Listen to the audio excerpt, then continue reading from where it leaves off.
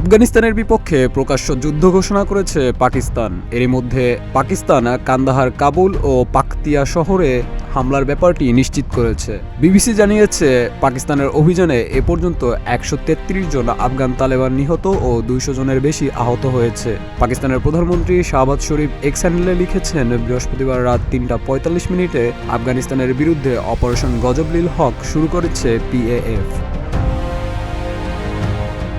এই অভিযানের অংশ হিসেবে দেশটির রাজধানী কাবুল, পাকতিয়া ও কান্দাহার প্রদেশের বেশ কয়েকটি সামরিক স্থাপনায় হামলা করে এ পর্যন্ত ২৭টি সামরিক পোস্ট ধ্বংস ও ৯টি দখল করা হয়েছে বলে জানা যায়।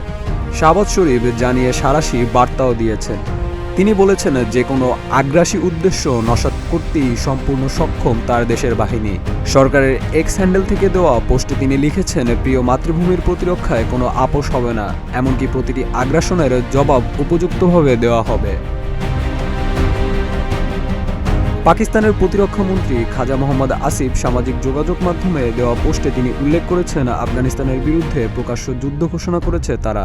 তিনি লিখেছেন, আমাদের ধৈর্যের বাঁধ ভেঙেছে, তোমাদের সঙ্গে এখন আমাদের প্রকাশ্য যুদ্ধ।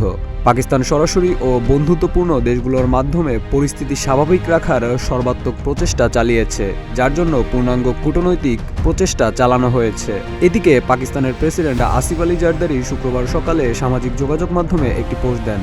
সেখানে তিনি লিখেছেন, পাকিস্তানের সশস্ত্র বাহিনীর প্রতিক্রিয়া ব্যাপক ও চূড়ান্ত।